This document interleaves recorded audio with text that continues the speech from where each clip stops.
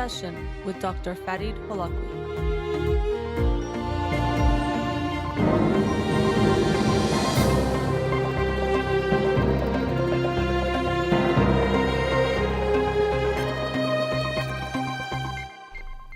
Good afternoon. Welcome to In Session. I'm your host, Dr. Farid Holakouee, and I'll be with you for the next 2 hours here on Radio Hamra. Studio number to call in, 310-441-0555.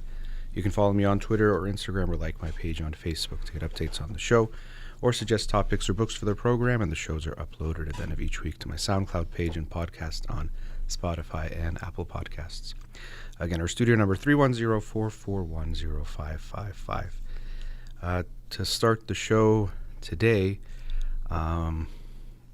it's hard not to start with the horrific news of this school shooting that happened yesterday in Texas, where 19 children and 2 adults, last time I checked, were killed. I don't know exactly even what I was going to say today about it, but I did want to share some thoughts because I was so heartbroken by the news, and sadly it's not something uncommon in our country. Even I reflected doing this show over 8 years.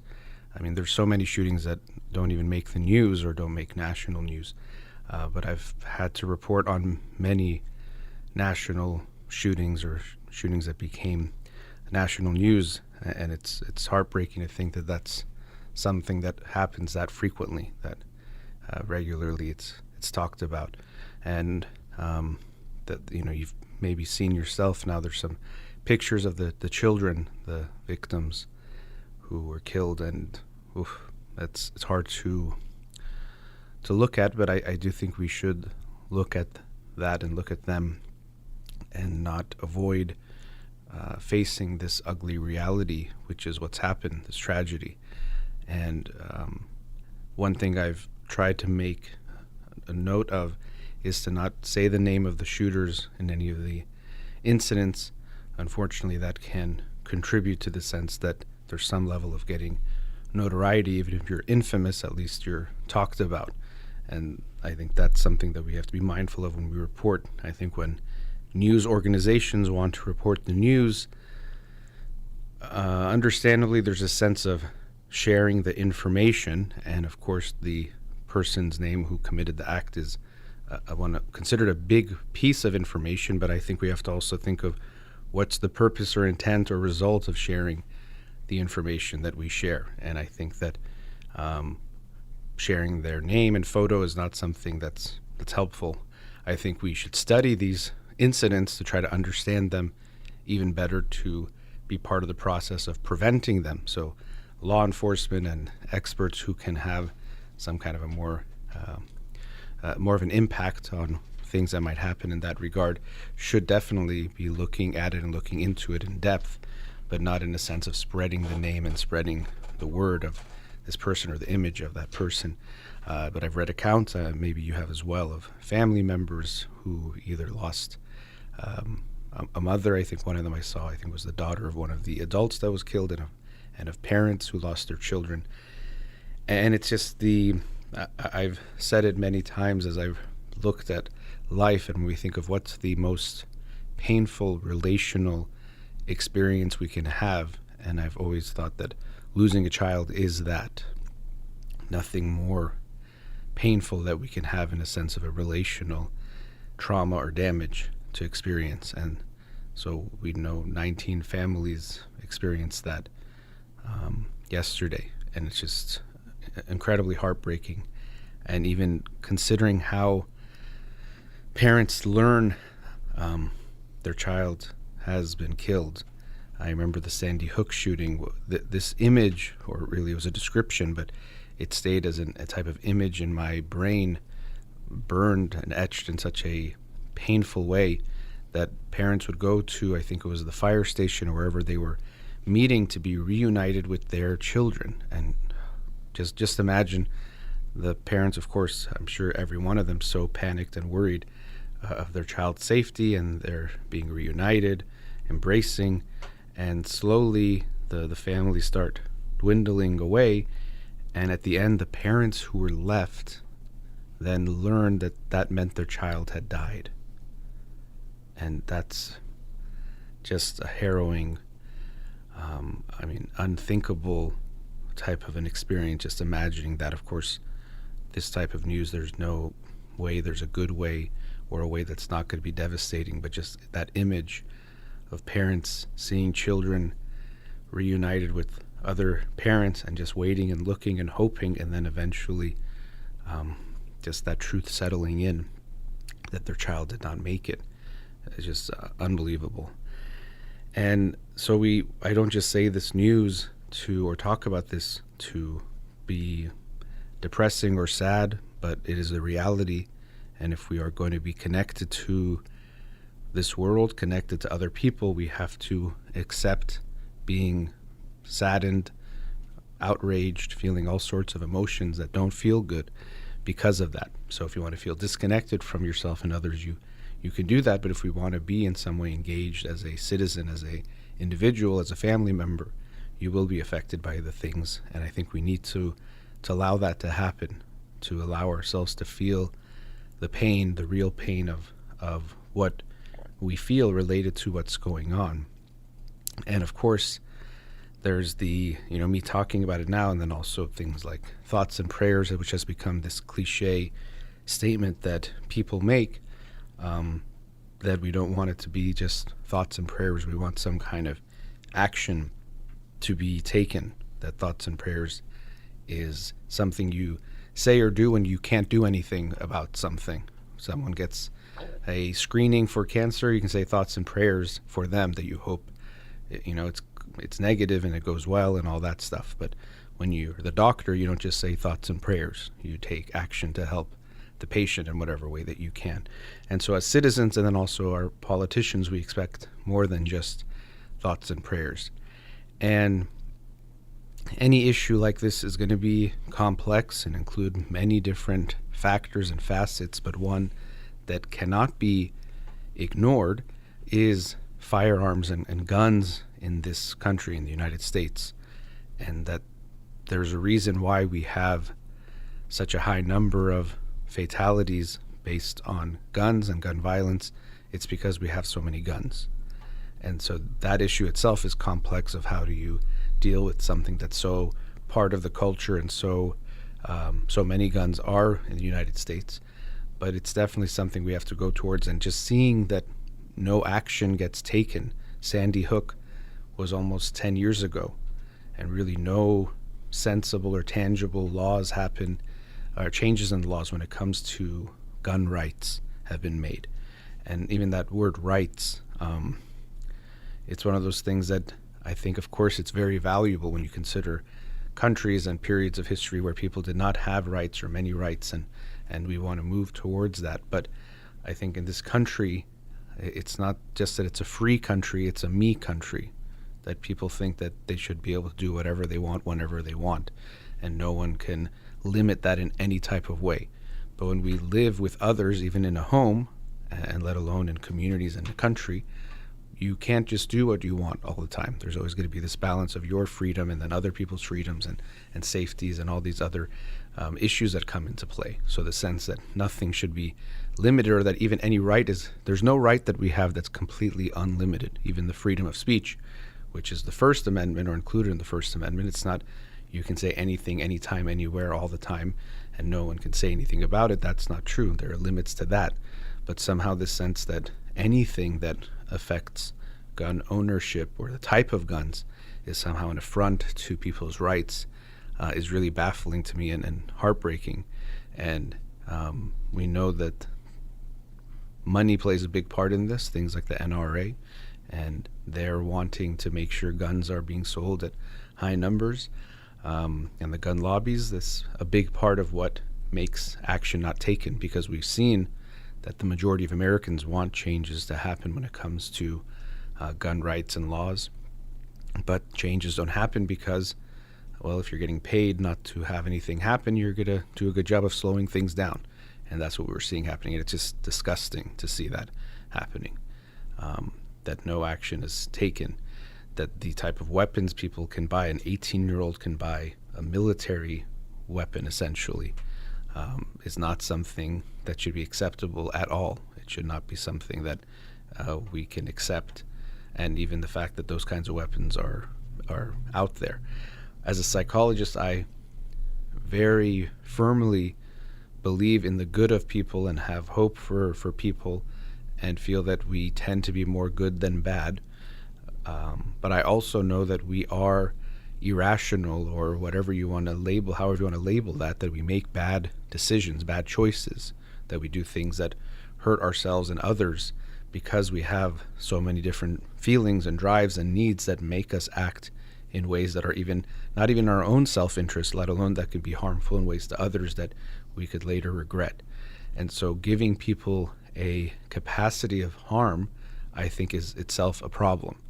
And I know it's going to some extreme, but why not give people even bigger weapons if we feel like they have the right to be armed?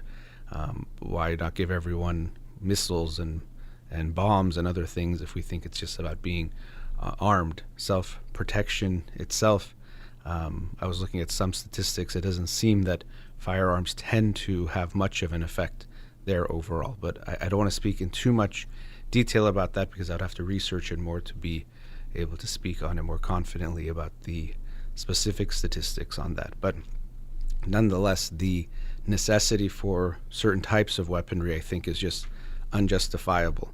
And because I think of humans as overall being good, but still making mistakes, doing things that can harm them, I think we want to limit the capacity of harm that people can have. We even know things like suicide is more likely to happen if there's a firearm in the home, because when we want to take some kind of action in a moment, the easier it is to take that action, the more likely it is that it happens. It's not just this sense of people will do it no matter what. On Monday's show, I was talking about suicide specifically, and if there was some way that someone could push a button easily and take their own life, many more people would do that, because in some moment of being so distraught and upset, it might feel like that's the right decision, and they might make it even though later they could regret it.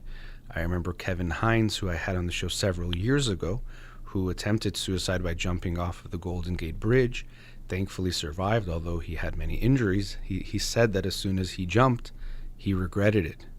And think about how many people sadly have had that experience, that they've initiated some act of suicide and then regretted it as soon as they started, but it was too late for them. So similarly, we can make really bad choices, and if we make the consequences of those choices even bigger, then we have to live with that. So if everyone had a nuclear bomb, at some point someone would set one off because they were just so angry. So I really strongly believe in the sense that power actually needs to be limited in all ways. Political power, financial power. Anytime it gets concentrated too much in one person or small group's hands, it leads to bad things, because they can then have too much influence and power over other people to hurt them. And so even this power or capacity to harm, to me, is just something that should be limited. It shouldn't just be this, no matter how much it is, it can be okay. But coming back to this tragedy specifically, it's just so heartbreaking. And, talking to parents who have kids and just their experience, imagining they drop their kids off to school every day, and there should be this sense of security in doing that it shouldn't feel like something risky. And I might continue the discussion on these themes. People can, of course, call in about anything, but also if they want to join in on this conversation. But I just felt I could not avoid this topic, and it was important to talk about it. So we'll continue on this theme, but again, open to people if they'd like to call in with questions. So let's go to a commercial break. Studio number 310-441-0555. We'll be right back.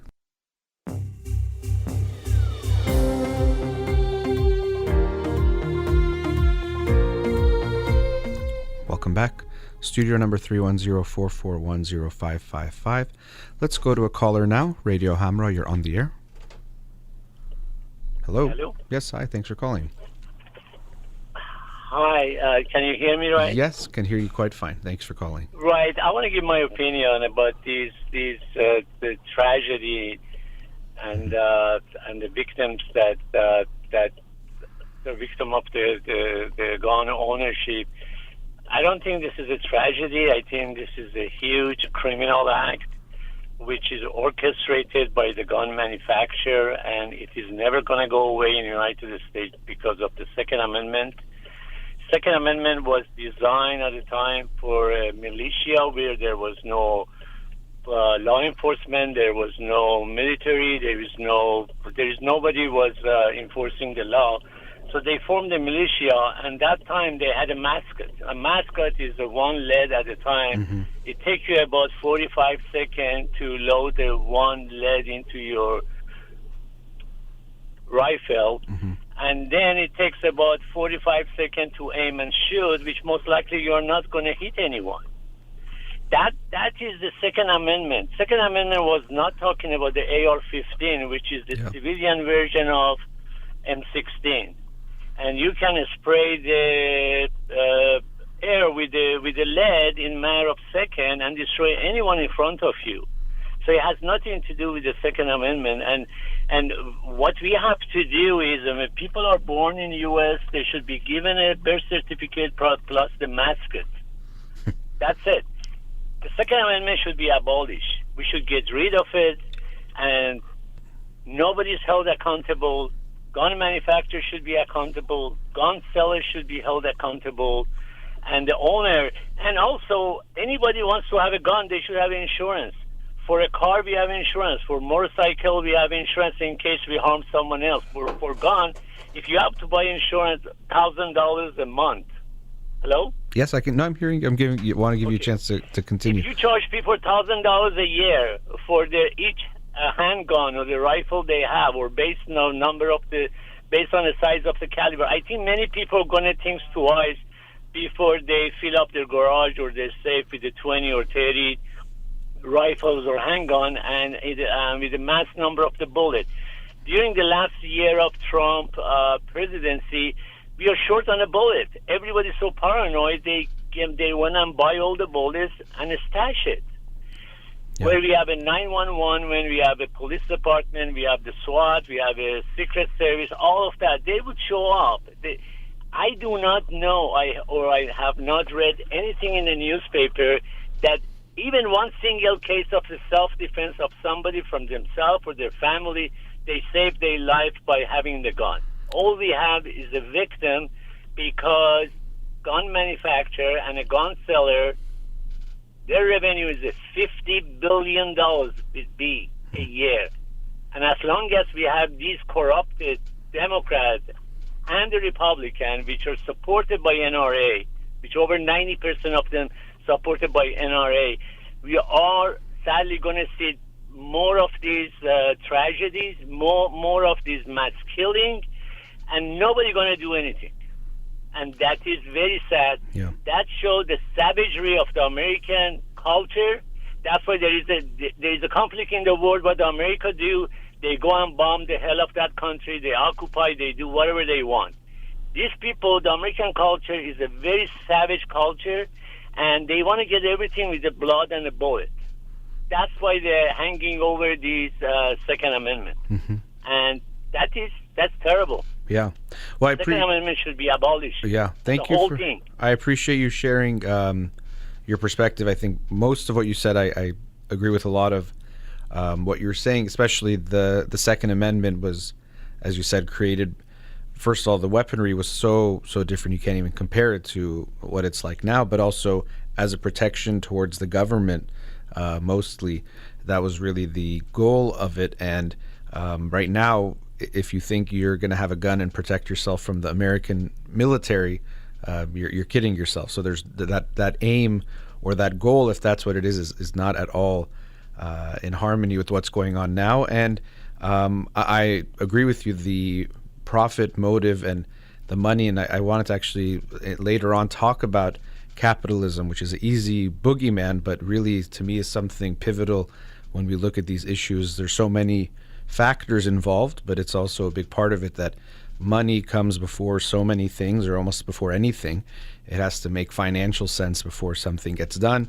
And in government, we know the corrupt influence of money, and this is one of the big issues where we see that corruption so clearly and so strongly. I appreciate you calling and passionately sharing your thoughts and input on this issue. Can I add one more thing Sure. about the Second Amendment and Sure. militia? Well, as far as I know, which is based on reading different books, the militia was formed and armed in order to control the black slavery for the owners, which they were white. And at that time, no blacks, since they were slaves, were allowed to have any kind of firearm. Not firearm, they couldn't even carry the knife. If you go to the field, they would give them the tools. Then after come back from the field, they have to check it in. So the start of the Second Amendment was the militia. But that was the only law enforcement that exists at that time to control the black slave and punish them for whatever they think they have done wrong. And that has become these taboo that now you go to somebody's house in a prime neighborhood in Orange County with the best security. They have 10 rifles, handguns, and one handgun is on the bathroom, the other handgun is somewhere else. They think, people are going to charge them from every single window of their house, and it's a paranoia. And our children are getting killed, adults getting killed, and this is not a healthy society. This is a public health issue in America. Yeah. Ownership of the gun is a public health. Anyone who owns the gun and want to have the gun, I think they got to go psychiatrist to see if they really need to have a gun. Well, going back to what you mentioned about militia, I heard that more about police forces that first started about policing slaves and things of that sort. But I don't want to get into historical debate because I don't have all the facts. But nonetheless, the gun ownership is something that's going to be a long issue to solve in the United States. But I hope we move towards that. It's so much part of the culture that for many people, it's part of just their life. And of course, yes, there's things like hunting and other things. And in Sweden, for example, I know gun ownership is actually fairly high, but it's approached in a different way and dealt with in a different way. And there's also other cultural factors that can contribute to things like gun violence itself. So in Sweden, they have more guns, but not more guns than us, but they have a lot of guns, but they don't have more gun violence. So it's a complex issue, but I definitely think gun ownership, the more guns we have, it's not going to fix this problem, which is sometimes the solution that's thrown out there by people, that if we have more guns or if we arm everyone, that's going to make things safer. But I know that won't be the result, that if everyone is armed, we're just going to have more catastrophes because people will, use them when they shouldn't and all sorts of things. And as I mentioned in the last segment about suicide, but in general, having a firearm in the home is more likely to be used against someone in the home than someone outside or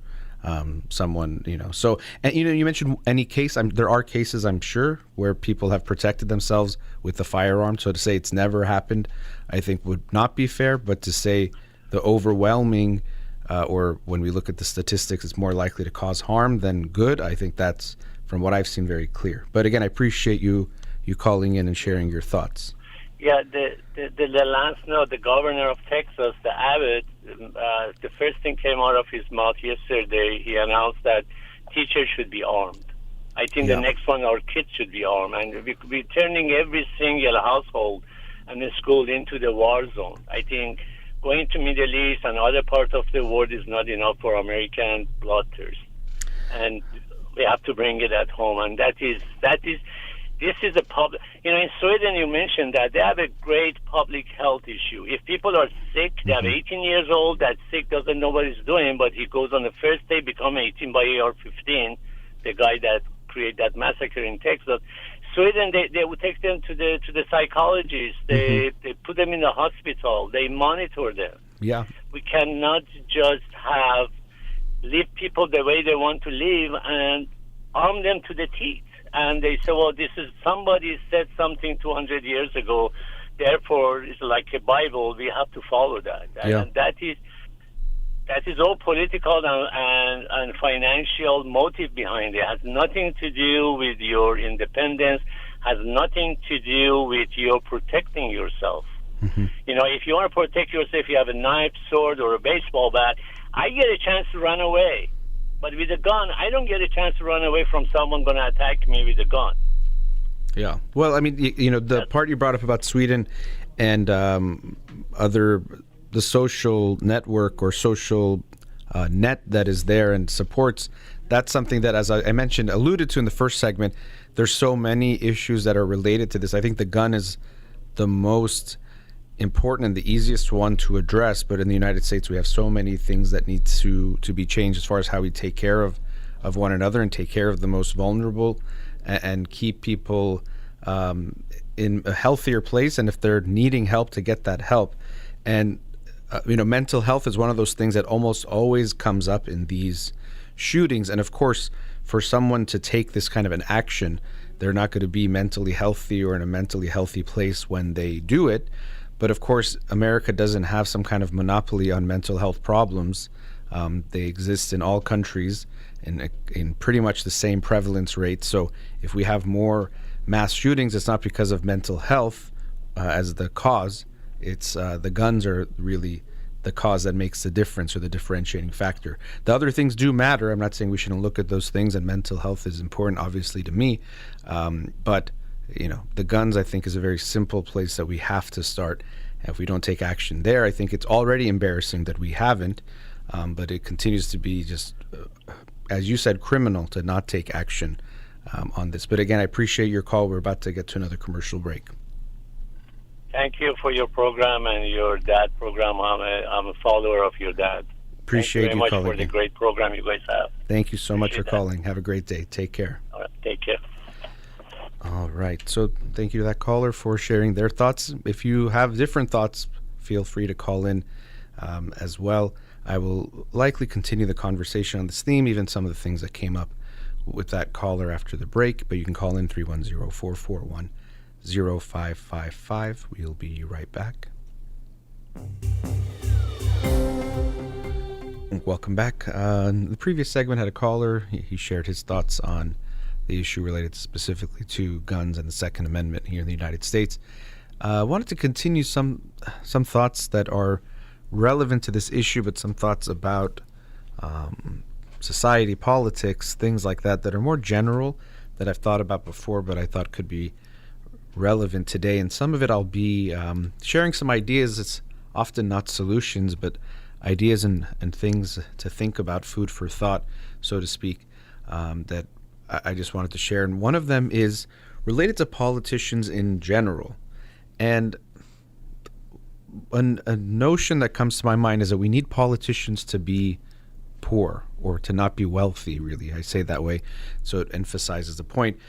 To me, that when we look at politics, one of the issues obviously is money and how that influences things. Of course, in America, it's also takes so much money just to run an election that you need money to be reelected. So relevant to that is politicians should not be able to become so wealthy that if you want to become a politician, there should be a pretty moderate cap. So you can, of course, everyone should be taken care of and they can be okay, but they should not become incredibly wealthy, especially when they're in office. They shouldn't be able to make a lot of money.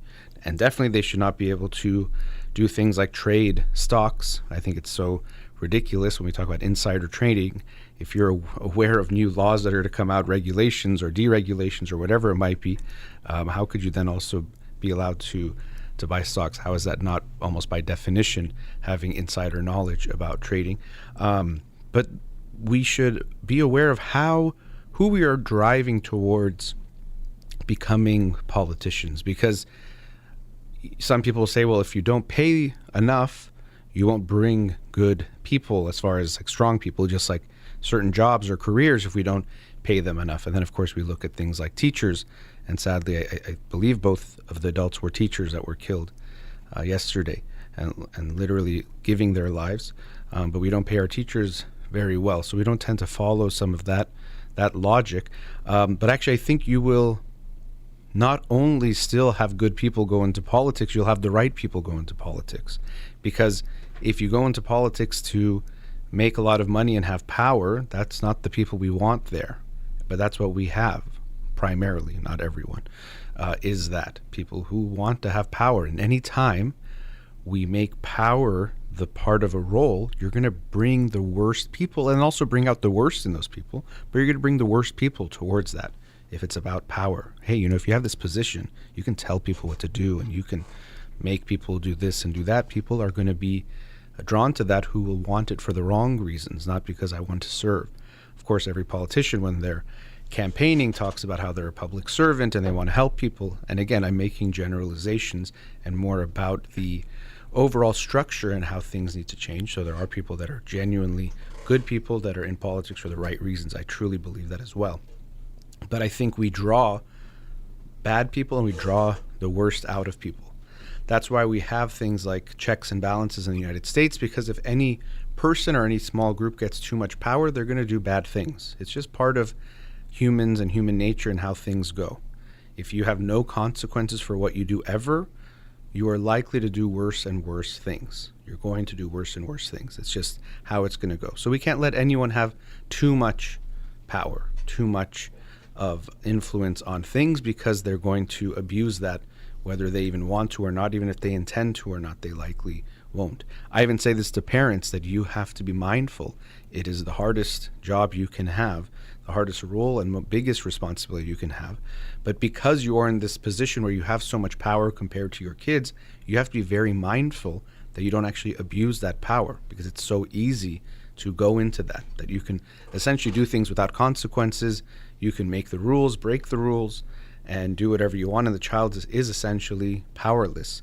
And so I recommend a mindset of you're a servant as a parent. You're serving your children. You use that power in service of taking care of them, loving them, raising them in the best way, not to make yourself feel good or to feed yourself in some way. And so in politics, we need to drive for the same thing. People should not have too much power, and we should have that balance in the political sense. They should not be able to make money while they're in office. Even after office, I think it should be capped in some ways, because we see that they get involved in lobbies and essentially get on the other side of the corruption and do the same thing. So that's another aspect of it. And term limits, I think, is something we should be very strongly promoting out there. We have 2 terms as the maximum for the president, but then things like Senate and House of Representatives, it's unlimited. And so we have people that are there for 30, 40, 50 years. And I think that's just going to breed corruption. When people are in a system for so long, they start to become so entwined with the system that it doesn't create something good. Over time, it becomes more corrupt. And also, of course, it incentivizes things like corruption, because if I know you can be the politician there for 20 years making the laws, it's even smarter for me to give you more money or throw more money at you and to then have you be in power for so long. But of course, if people change, it does make it even a little bit harder to do that. Of course, it still can happen and would happen if we don't create other laws or regulations about that, but it would make it more difficult. So to me, politicians in general should be given less power. And even the way we look at people, I understand, it's the president of the United States, and we have a song, and there's, things where they come out and it has some type of sense of this office. And I understand there can be a level of respect or something like that. But to me, it's more about, again, that's the person that can serve the most, that they are the best servant, not the person we should praise and make a god. And that goes back to a few things. One is this sense of wanting security. So we want to feel that whoever is in power is perfect and so strong and so good that all we have to do is give in to them and let them do whatever they want, and we're going to be okay. And we do this with teachers too, gurus, or people that are going to guide us. Okay, they know everything perfectly, so if I follow them, I will live a good life and I know I'm doing a good thing. And of course, religion, the same type of thing and principle is there as well. And also with things like still existing royalty, which I still have a hard time understanding why we have there's a queen of England that has to somehow be treated in some type of way. She deserves respect just like every other human being. I don't know if what I'm saying right now gets me in trouble. I'm not sure how you're supposed to talk about the queen or not, which is itself, I think, part of the issue. But she deserves to be treated with respect and be taken care of, but I don't think she should be elevated as queen. I don't know what that means, that she's queen of England. And especially even now where it's more just by the pageantry of it. They don't have actually any political power or influence specifically. It's just a thing. It really is something strange, but it's the sense that they're somehow bestowed with some stature or status, and we should praise them in a certain way, treat them a certain way, and they can have incredible wealth while other people suffer. And somehow it makes sense. No, because it's the queen. Of course, her and her sons and grandchildren should have all these jewels and billions of dollars and or euros or pounds or whatever it is in wealth, and that makes sense because they're the queen and king and princes. I don't know, to me that doesn't make sense. I can't justify that in a way that makes sense other than it's how we used to do it. But we used to do it wrong, or we've advanced past that. There was always this way of justifying, and there still is, ways of justifying why we have huge inequalities. So if someone has 10 houses and many millions of people are homeless, it somehow makes sense. There's a reason. The more common one we see, especially in the Western world in the United States, is what you can call a meritocracy. So if someone is wealthy, it's because they worked hard. And if you're homeless, it's because you didn't work hard. That's it. End of story. When that is not at all the end of the story. Of course, our efforts can have an impact on our results. That's unmistakably true. But the reason why we have huge gaps in wealth is not an effort or a skill type of a reasoning. That's not why we end up with that. And I've had the experience of working with many homeless families and seeing that that is not at all the case, that it's somehow about work ethic or skill level, or that if you're wealthy, it's just because you worked that hard to get there. And so to me, that's another unjustifiable thing that we have in this world, but also in this country, is the incredible inequality that we experience. So maybe let me put a bit of a bow on the political stuff or the politics. Term limits, absolutely. And I think a politician should be I say it almost for alliteration when I say poor, but a politician should not be a wealthy position. It should be a position you're taken care of. I also think there shouldn't be extremes in wealth anyway, but you shouldn't have the opportunity to become very wealthy as a politician. You should have to live a fairly moderate life when it comes to wealth. You genuinely want to serve. You have good ideas, good principles that bring you there. And during that time, you won't be able to make a lot of wealth. And even after, there could be some way of limiting because of the influence they maybe can have. And then also term limits to me is really a no-brainer, that we need to have term limits for our politicians for sure. But then coming back to this wealth and status, and the reason the connection was there was when we look at politicians, as I said, that we look at them in certain reverence in some way. Thankfully, people tend not to like politicians. It's kind of, even when I say it, it's thought of as a dirty type of a occupation in a lot of ways. Not that I think that's good necessarily, especially it's not good because it's reflective of the corruption that exists in our political systems, where people don't think they're doing things for the right reasons. We usually think there's a reason they're doing it. Even when we say being political in our social relationships, we mean that your intentions are not good and you're trying to work around that. But in politics, we think they're trying to serve their own interest in some way, but make it seem like they're benevolent and wanting to help other people, and they only care about the good of people. That's why I'm doing this. It's not for any other reason.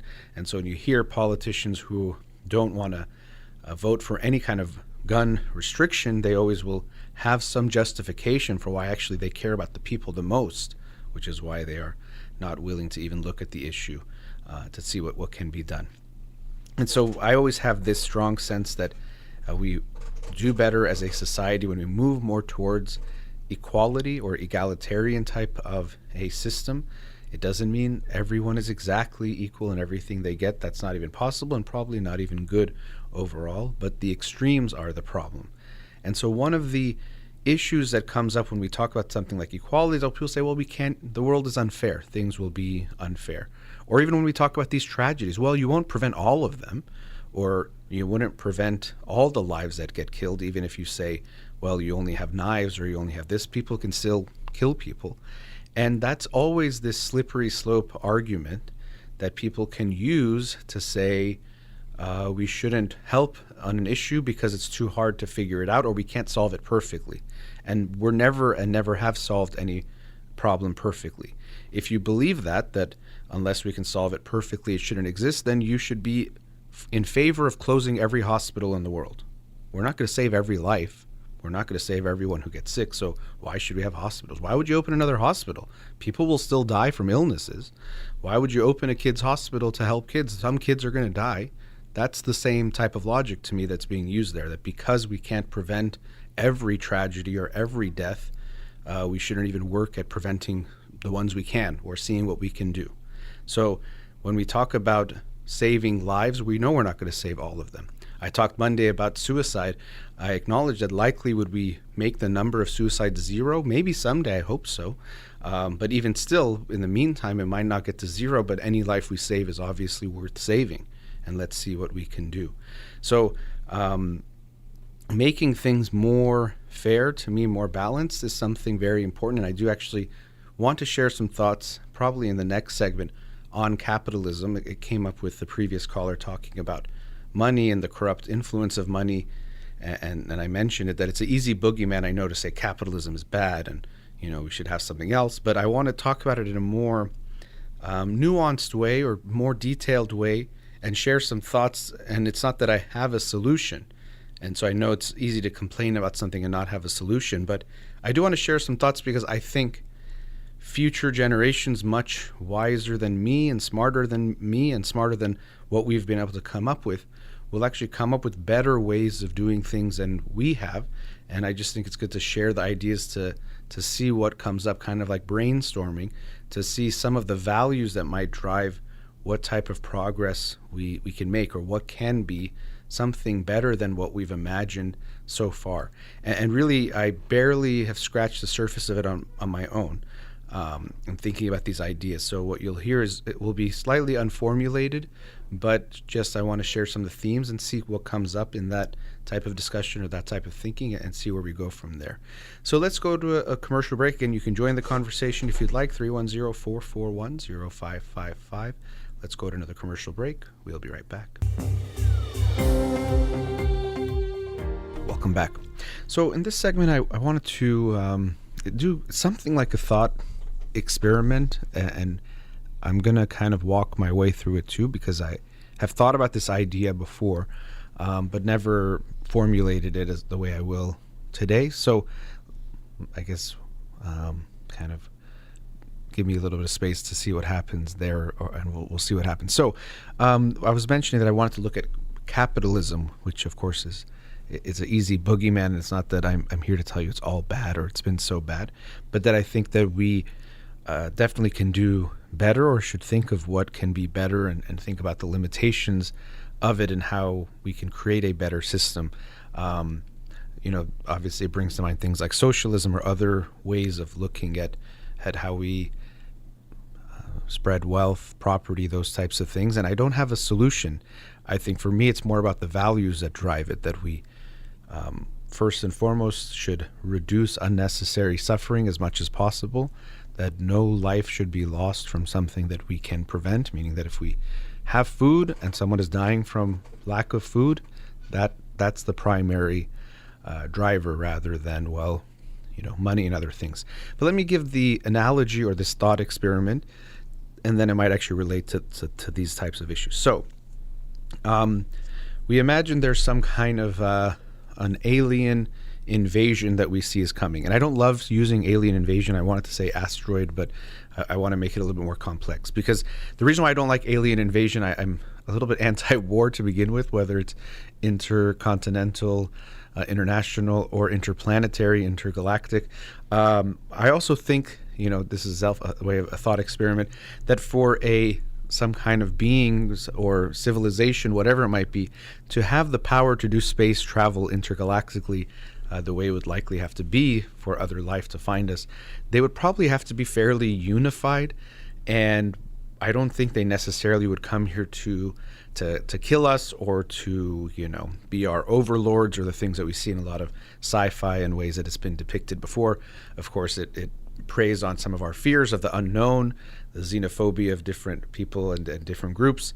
Also, it's more dramatic and makes for better movies or books and things like that. So I actually don't think if we were going to be approached by alien life forms, they would be coming to harm us. But nonetheless, for the sake of the thought experiment, we find out somehow they send us a warning, or we get a warning that they're coming. So we have this all hands on deck type of a mindset. The whole world unites that we need every type of resource we can to protect the planet and protect humans.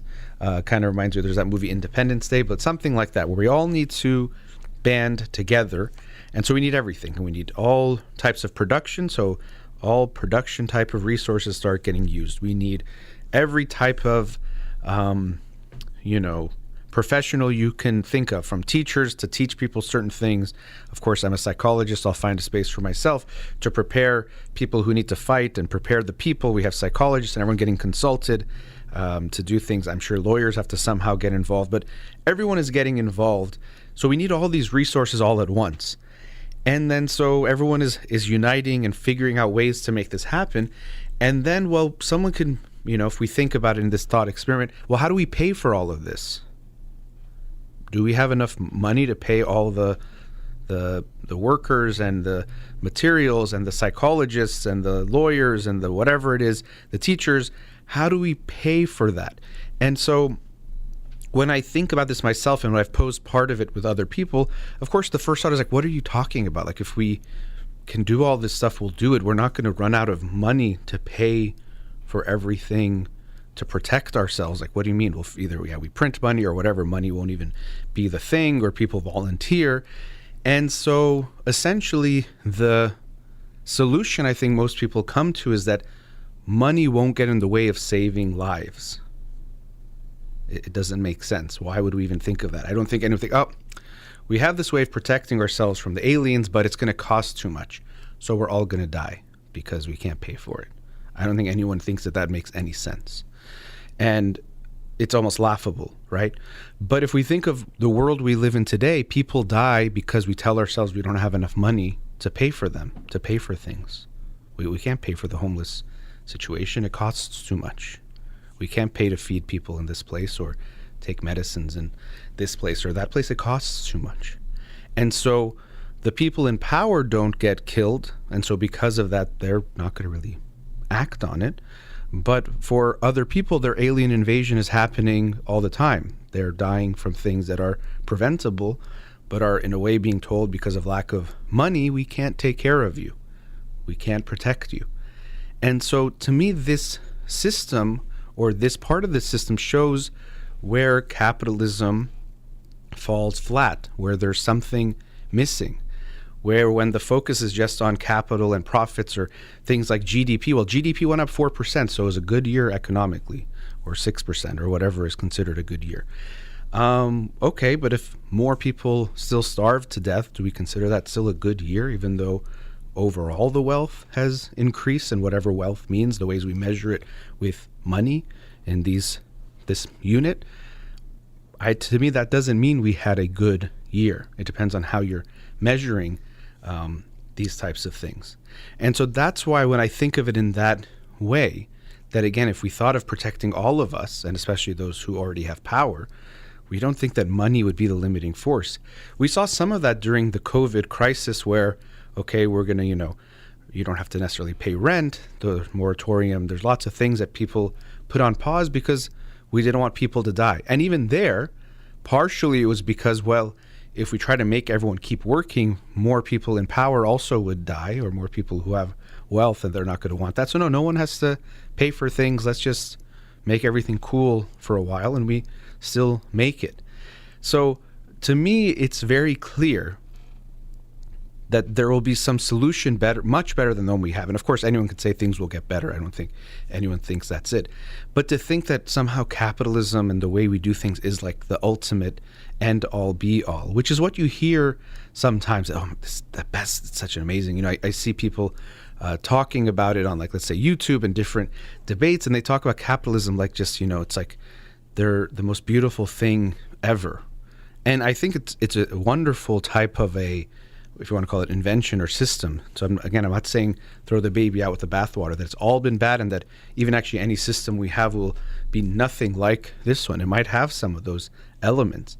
But to me, if we can have more of what could be thought of as like a needs-based economy, meaning that the needs come first, or the basic types of needs come first, that to me is somehow makes more sense than just capital or just making wealth in the ways that it's measured. And, I was thinking about this, like, oh, that's so advanced. But if we look at even extant or existing hunter-gatherer societies, they often do function in this way, where it's more needs-based. It's not just about private property and owning, that they balance things within their community in a sense that everyone gets taken care of. So in some ways, it would be going back to our roots, where we have this in us to want to make sure everyone is okay when we can do so, that I think we'll find some way that, yes, I understand when you have a small system of 50 people, it could be a lot easier to have just a needs-based system than when you're dealing with billions of people and so many different factors that are involved. Of course, the world would likely have to evolve to a more peaceful type of a place and more unified in a lot of ways to make something like this work, but it possibly can work in smaller communities first. But I think it somehow will be finding a way that we can do it on a global scale that I am hopeful for. I'm not holding my breath that it's going to happen today or tomorrow, but I am hopeful that future generations will find some way or will move towards this type of a system that is more focused on needs than on accumulating capital and wealth in the ways that we are. That if we have more things, somehow it's better, even if some people don't have anything, because to me that never has made sense. And related to that, I've shared this before, that when we look at, there's hoarding as a mental disorder or part of a mental health issue, where someone doesn't throw things away, right? You go to their home and they have every newspaper in a room from 1983 till today in that room. And we're thinking, oh my God, this person is just, what's wrong with them? They have so many problems. So hoarding in general in that way is thinking of it as holding on to things you don't need, or holding on to an excess of things, usually coming from anxiety of, if I lose this, something happens. There's some kind of anxiety that tends to be attached to it. But when people have billions of dollars and they don't need that much money and they have an excess, we don't at all look at it negatively. We praise those people the most. Who's the wealthiest person? And we should look up to those people as heroes and almost gods that they actually do become. They're also at times the targets of hate, but usually anyone that's put into that stature also gets hate as well. They don't just get positive types of things. So we treat them like gods, and it's so good that, this person has $280 billion. Oh my, that's wonderful. Good for that person. Well, yes, I understand there's some things about wealth and it can be used in certain ways, but could we also look at it as that person is hoarding wealth? They have too much of this thing that they don't even need or use. And it's something they have that, based on the system we have now, if it was some other people had that, or it was used in other ways, people would be taken care of. People wouldn't die because of that. So to me, we can look at billionaires as money hoarders as well as having some mental disorder, rather than praising them, like, this person has this hoarding issue. They hold on to money too much. They don't know how to let go of it. And they keep getting it, and they don't realize they have enough, and they keep wanting more. So rather than praising the person that they are doing so well, we can imagine a mindset that it's actually looked at negatively. Why do you have more? If you, let's say you go to a party this weekend and there's food, and they have, for 100 people, 100 plates of food. If someone got 80 plates of food and took it to their table, you're like, wow, look at that smart guy over there. He got 80 of the plates. Smart. What a great man. I wonder, how does he live his life? What does he do in the morning? How does he run his days that he was able to do that? You're like, what a selfish person. What are they doing? Other people don't have food and you have too much. It doesn't make sense. Please put that back. We'd actually look at them as the worst person in the party. But somehow we don't have that same mindset when it comes to wealth. I know it's not exactly the same. There are things that people can do that actually can be good in creating wealth and using it in certain ways. But I'm just showing this as a different perspective to recognize the ways we make gods out of people where there could be something even unhealthy, especially even if you don't want to say unhealthy for that individual, unhealthy as a society when we have individuals that have so much, unnecessarily so much, while others don't. And we think this system makes sense or is good, or there's something good in that. I don't think that's true. So I say this not to specifically target any few individuals, but for us to just recognize this when we praise people or we think they're so great for doing something that might not be overall good for society. What does that mean about us and all of us to make that the goal? That if you have the most money, that's good. When we don't do that with other things, when you have the most of something. And this is one of the issues I have with economics in general, or some of the mindsets of economics, where it makes the dollar sign the only metric that matters. More money is good. Even when people, they do types of research, okay, well, would you take this bet if you're going to get, $1,000 if you win, but you lose $800 if you lose, and we flip a coin? And the quote unquote rational thing is always to take the option with the more expected value, where you can make more money. But if risking the money has some significant impact on you and your family, then you can't just say, well, it's smarter to do the thing that can end up in more money, and the only metric is that. Or they do research where they, you split money between two people and people reject a unfair bargain even if it means they don't get money, and they say that's irrational. Well, what does that mean? Yes, money-wise you're getting less, but emotions are also part of your experience. Your relationships are part of your experience. So many other parts, how you have to live with yourself based on what you do to get money or accept money, is part of your experience. But often what's looked at is if it's more money, it's right. If it's less money, it's stupid. It's irrational. It's rational to always get more money. And I think that mindset is embedded in the way we think about money, that if you can get more of it, it's always the right thing to do, essentially, except for extremes, if it's illegal, if it's very immoral or unethical. But if it's not those things, it's always better to get more money than less. And I think that's an unfortunate type of mindset that comes along with capitalism and economics, and the mindset of using a metric that's easy to measure, but isn't necessarily the most important thing. And that's where we get ourselves in trouble. So much greater minds than me will come up with ways of doing this on a global scale, where we focus on needs first, where that will be the most important thing before just making money or having wealth or capital in the way that it's currently defined.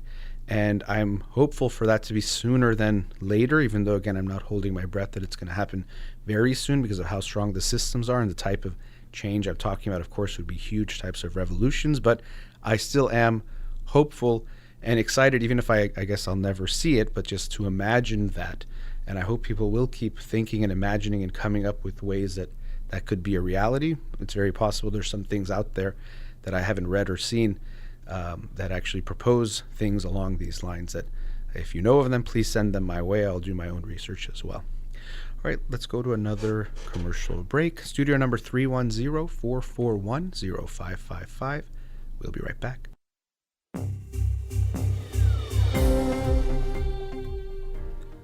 Welcome back. So to start the show today, and what really set off the themes that have come up, was the tragic shooting that happened at the Texas school yesterday, where 19 children were killed and 2 adults. And, I think a lot of themes, the guns is one of the, to me, the most important one to look at. But I also want to look at some other factors that are related, not to distract from what I think needs to be taken very quickly as the gun legislation, things that can be passed. That itself is a huge issue that will take time to, I think, resolve in the United States, but I think action needs to be taken immediately that can be taken. But I also think things like the culture of America play a part in this type of these types of shootings. To begin with, I think it's sad to even say, but I think shootings have become part of our culture in the sense of an action that can be taken in a certain circumstance. Kind of like, is it called harikari? I forgot what it's called, but when you would take your own life in Japanese culture of, because you've caused some kind of dishonor or shame on your family, you would take your own life, and it was actually considered a good thing to do that in a way. Very different in the sense of harming other people, but things become part of the collective conscious and unconscious. So I've mentioned that I think Jung is brilliant, and obviously I could be very wrong about this, but to me, the collective unconscious is not something that we have when we're born and it's just there and we all share it. I think it's more of a cultural unconscious, that the things we get surrounded by and we see in our lives then become so embedded in us that they come to us automatically. We don't have to even think of them, or we don't even recognize where they come from. So it's like this collective. So if you've been told, so let's say shaking hands, even before you've done it, if you've seen it so many times, you naturally, when you see someone, might go to shake their hand because it just feels like, the thing to do if you say live in the United States, and it's pre or post COVID, let's say, where we would shake hands. And so you could feel like it's so natural that it's part of our collective, something deeper than us. But I don't think it's that. I think it's because you've just seen it so many times, it becomes automatically embedded in that unconscious. And so unfortunately, we've seen so many shootings in the United States that it in some ways can become a thing that people think of. It comes to some people's minds, especially in certain groups. And of course, almost exclusively, we've seen it in males, as a way of dealing with a certain situation, often feeling insignificant, feeling angry towards society, things that we can all feel. But then this becomes a way of dealing with that, or a way to escape from that. Do you feel insignificant? Well, this will make you feel significant. And a point to make there, it's something to keep in mind in general, is that construction is always harder than destruction. So building something is always harder than ruining something. It's easier to ruin something. So someone could, let's say, put a bunch of Legos together and it takes them minutes or hours to do it. You can come knock it down in 2 seconds and that's it. And it can also have a big effect, unfortunately, when you destroy, and you can get a lot of attention for it, especially when it causes some kind of big disturbance, and then it becomes well known. And so we can all be aware of this. Even, actually, in some ways it's related to what I said before a couple weeks ago about people who do pranks. They go in the streets and they bother people, and then, people laugh. And it's a lot easier to do that than to genuinely help someone or do something meaningful. But you might get a lot of attention doing the destructive things. So we see that in a lot of ways, that destruction is easier. A very sad one that comes to my mind is something like 9/11, where the technology and then building those buildings took years, and then in a very few short hours, they were destroyed.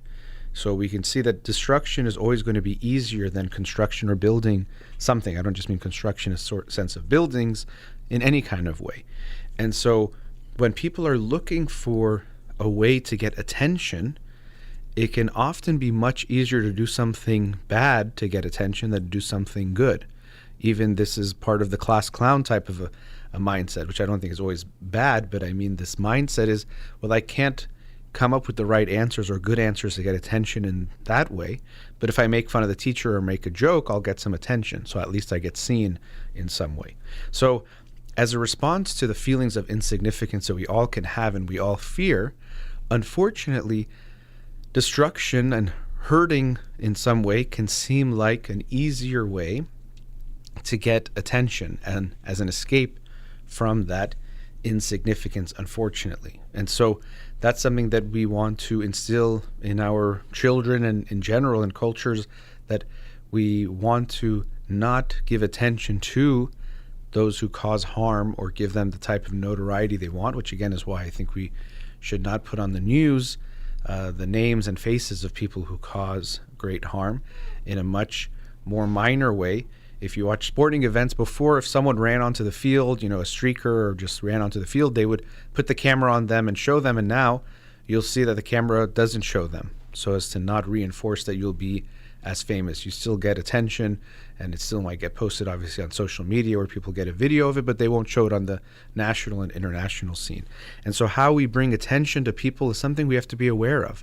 When we make someone famous for even doing something bad, we make it a lot easier for people to get notoriety and encourage that that's a way to be no longer be nameless and to no longer be not seen. And so that's a lot of what I think we're seeing when we see these young men who take these actions. There's this fear of being not strong, not capable, not competent, not being seen, not being powerful. And so they turn to this destructive, aggressive, violent act. And let me make it quite clear, anything I'm saying in this regard in no way justifies, condones, even obviously fully explains, but condones or makes it okay. It's just in a sense of trying to understand how we get to these horrible places so we can prevent them in the future. So I'm not in any way saying, oh, it makes sense to do this. I'm saying, look at how people might respond to certain things they go through that are incredibly unhealthy and harmful and never okay. But we always want to try to understand them, just like people have written books on the Holocaust and on Hitler and what has happened. And some people say we shouldn't even study it at all because he was just this one-off evil creature. And yes, I think he was evil in what he did, but I don't think it's one-off. Others have actually done similar. Again, you could compare in different ways, but it can happen again. And that's why we want to study it and try to understand it, not just say because he was so evil, he was just this one-off person, we don't have to even study him. In some ways, that would glorify him in a different way. He looked at himself as some kind of messiah, that he was like a god, a positive thing, but making him the devil to me is, in a similar way, giving him too much credit. Yes, he was a horrible person, but still a person, and we want to understand how other factors played into it, not just him, because we can end up there again, and we have in different ways. So when we see these mass shootings, as I said, we shouldn't promote the individual, but people should study them to try to understand how did we get here. And not just the individual and their psychology, of course, that, but also the factors that affected them, that impacted what happened. And that's some of what I'm doing here, is looking at what I think are some cultural issues relevant to these types of shootings and violence when it takes place. This sense that I am not being seen by society and it's unfair. And you see a movement in this regard. There's the incels, the involuntary celibate individuals. And so there's the sense that the world is unfair to me, the ways that people get praise or men get women and I'm not getting women is somehow unfair, and it creates this anger towards the world that I'm deserving of something that I'm not getting.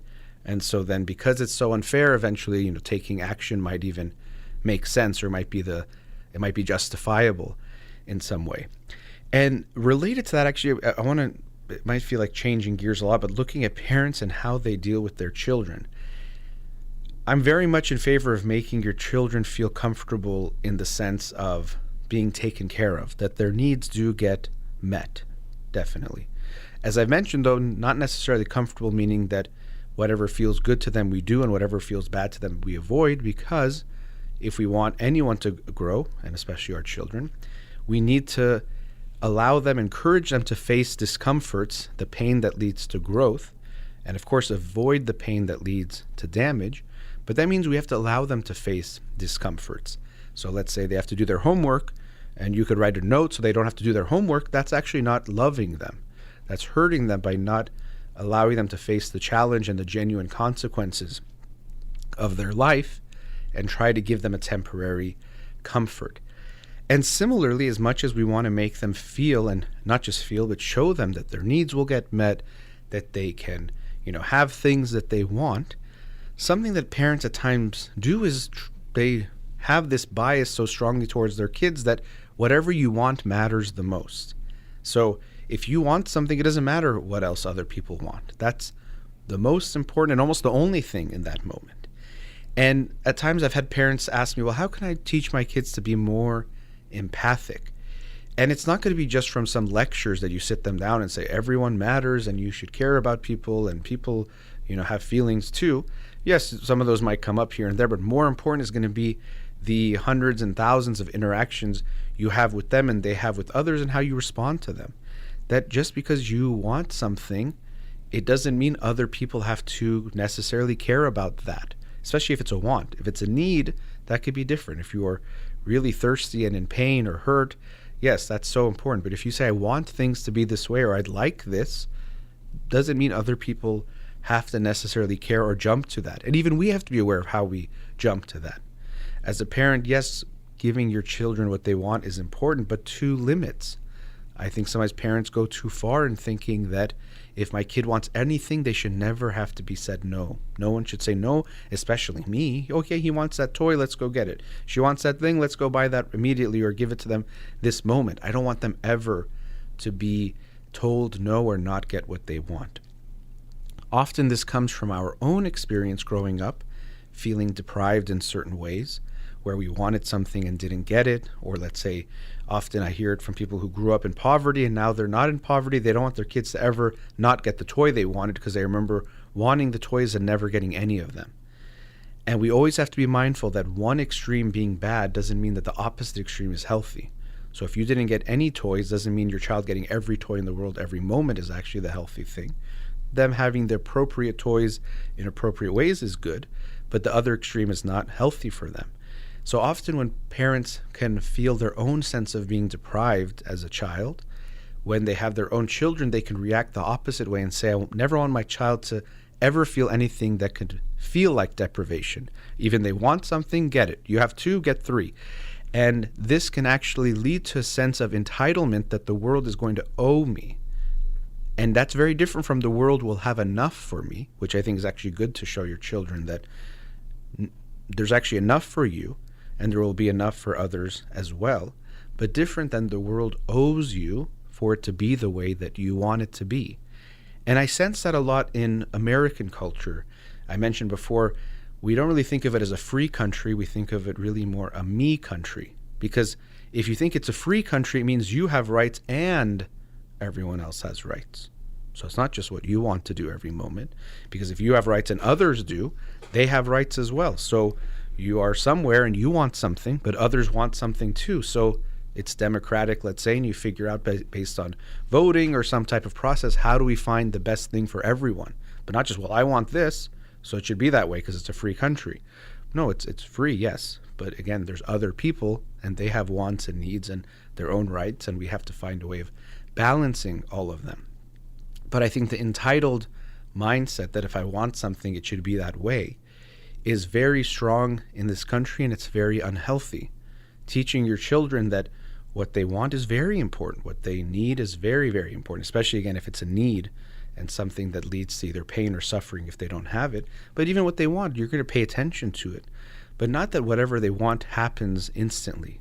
That's not a good recipe for how they're going to then interact with the world and how they're going to actually experience the world, because the world is going to let them down.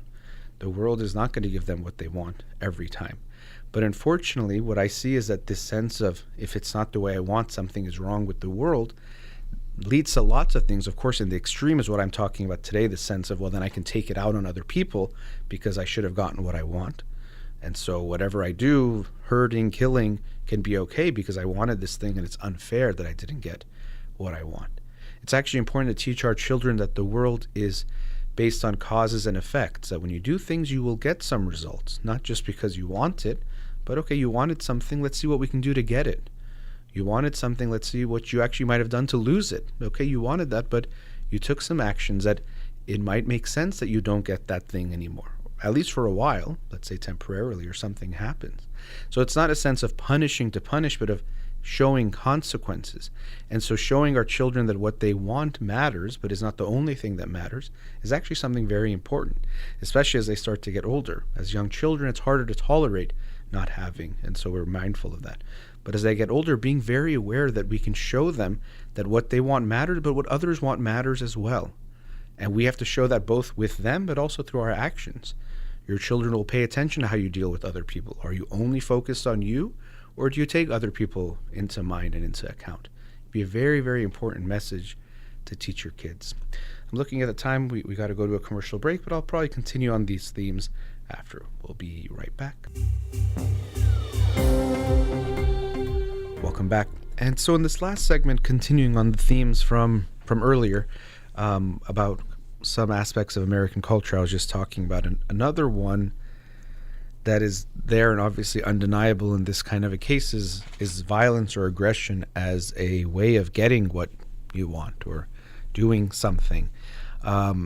the book actually I'm reading this week, it just happened, obviously I picked it before this tragedies happened, is Why We Fight by Christopher Blattman, The Roots of War and the Paths to Peace. And he talks about how, although when you look at history, of course, the wars are often reported in a big part of history books and history when we read about it, but more often than not, or much more often, are the cases where long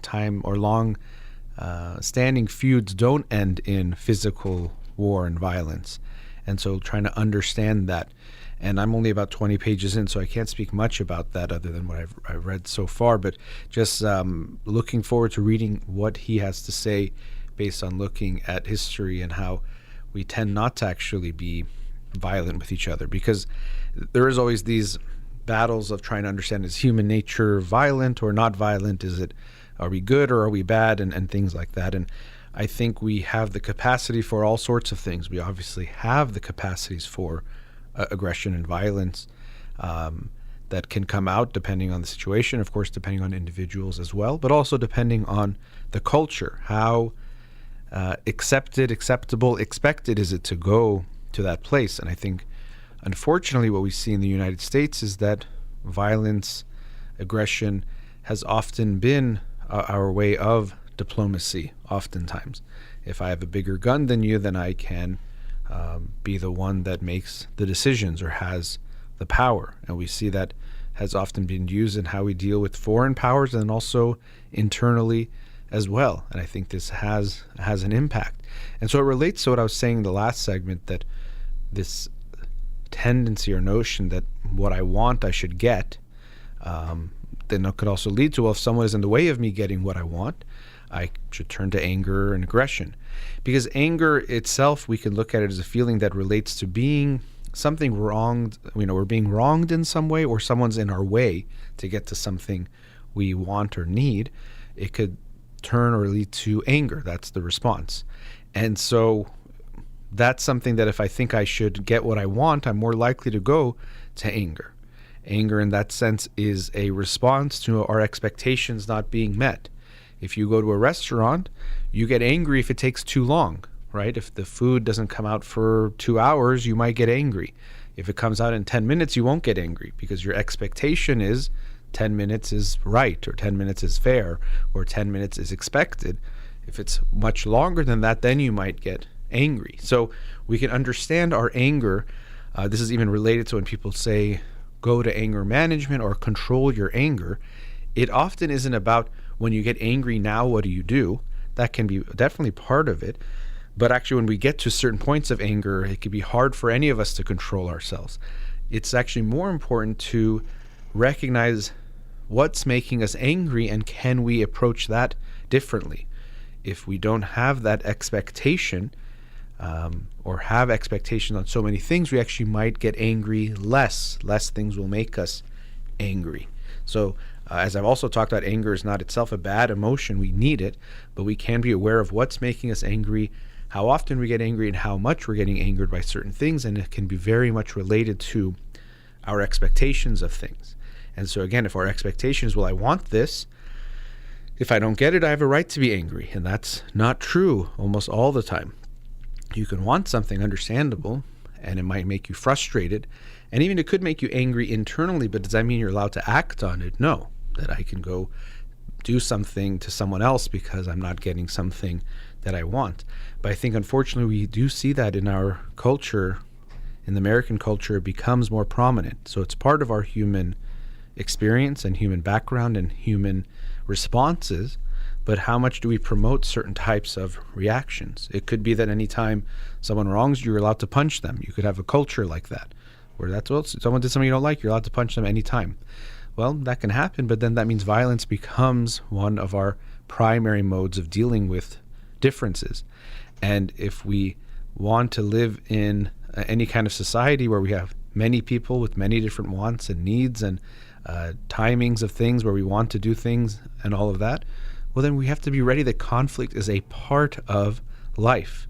Conflict is a part of even our internal life. We have internal struggles, but then conflict is a part of any interpersonal relationship too. Any relationship has conflict. And the closer the relationship, the more conflicts are going to come up because you spend more time together, because your emotions are more invested and involved, and so more things will come up that will lead to conflict.